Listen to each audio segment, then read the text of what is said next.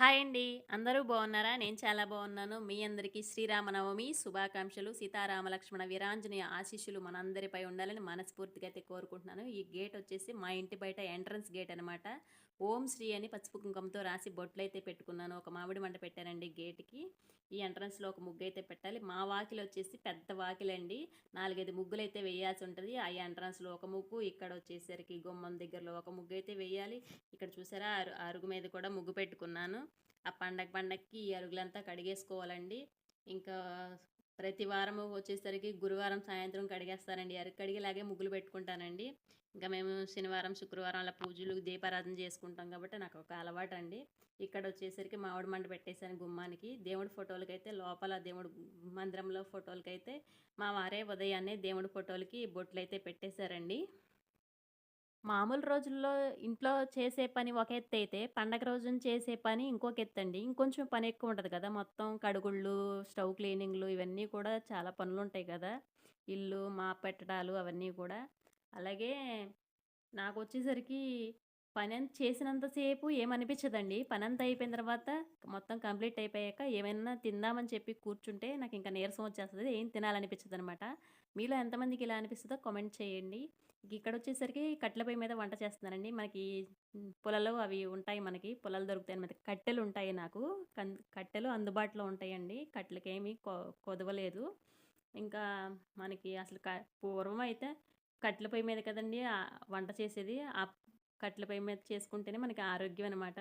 సరే ఒక పూట కట్టెల పొయ్యి మీద, ఇంకొక పూట గ్యాస్ మీద చేసుకోవచ్చులే అని చెప్పి నేను ఉదయాన్నే కట్టెల పొయ్యి మీద వంట చేస్తున్నానండి. ఇంకా మా వారైతే పెయింట్ వర్క్ చేస్తారని మీకు చెప్పాను కొన్ని వీడియోస్‌లో అయితే. ఆయనైతే మరి పనికెళ్ళాలి కదా! పొద్దున్నే అయితే వంట చేసేసి, అన్నం, కూర వండేసి కట్టెల పొయ్యి మీద ఆయనకి బాక్స్ పెట్టేసానండి. ఇక లోపలికొచ్చేసరికి బయట పొయ్యి దగ్గర ఎండగా ఉందని చెప్పి అసలు స్టార్టింగ్ అయితే నేను కట్టెల పొయ్యి మీదే ఇట్లా మట్టి కుండలో పాలు పొంగిద్దామని చెప్పి అనుకున్నానండి. ఇంకా కుదరలేదు నాకు పొద్దున్నే. మా వారికైతే టైం సరిపోక ఆయనకి మాత్రం కట్టెల పొయ్యి మీద వంట చేసేసి బాక్స్ పెట్టి పంపించేసానండి పనికి ఆయన్ని.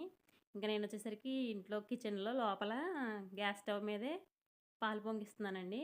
ముందుగా అయితే మరి మట్టి కుండ కొత్త కుండండి. ఈ మధ్యన తీసుకున్నాను మొన్నే.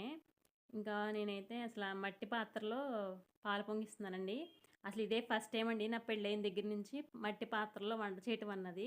అదొక ఫీల్‌గా ఉందనమాట. మట్టి పాత్రలో పాలు పొంగిస్తుంటే. సేమియా, సగ్గుబియ్యం పాయసం కాస్తున్నాను. చాలా సింపుల్‌గా చేసేస్తున్నానండి. దానిలో కొంచెం శాస్త్రం ప్రకారం కొంచెం పెసరపప్పేసానమాట పాయసంలో. సేమియా ముందుగానే వేయించి పక్క పెట్టేసుకున్నాను నేతిలో. హ్మ్. ఎలాచి, మిరియాలైతే మిక్సీ పట్టాలండి పానకంకి. ఈ మట్టి కుండల్లో, మట్టి పాత్రల్లో అండి చెక్క గరిటెలుంటాయి చూసారా? అవి పెట్టయితే వాడుకోవాల్సుంటది. కొంచెం గరుకుగా రాకుండా ఈ స్టీల్ గరిటెలు పెట్టి తిప్పకూడదండి. దీంతో ఇది ఒకటి మాత్రమే ఉందండి చెక్క గరిటె నా దగ్గర. ఒక్కొక్కసారి అది పైకి రావట్లేదని కొంచెం పైనే మాత్రం స్టీల్ గరిటె పెట్టి తిప్పి, ఈ చెక్క గరిటె పెట్టి తిప్పుతున్నానండి. గుంట గరిటెలు చెక్క గరిటెలు రకరకాలుంటాయి కదా! అవైతే తీసుకోవాలి నేను. ఇంకా అయిపోయిందండి పాయసం అయితే మనకి. ఎలాచీ పౌడరేసేసి కిస్మిస్, జీడిపప్పు వేయించుకున్నాను. అవి కూడా ఏసేసాను. మా ఇంటి శ్రీరామనవమి దేవుడి ప్రసాదాలు ఏంటి స్పెషల్ అంటే చలివిడి వడపప్పు, సేమియా పాయసం, పానకం. ఇక్కడొచ్చి వినాయకుడి పూజ అండి.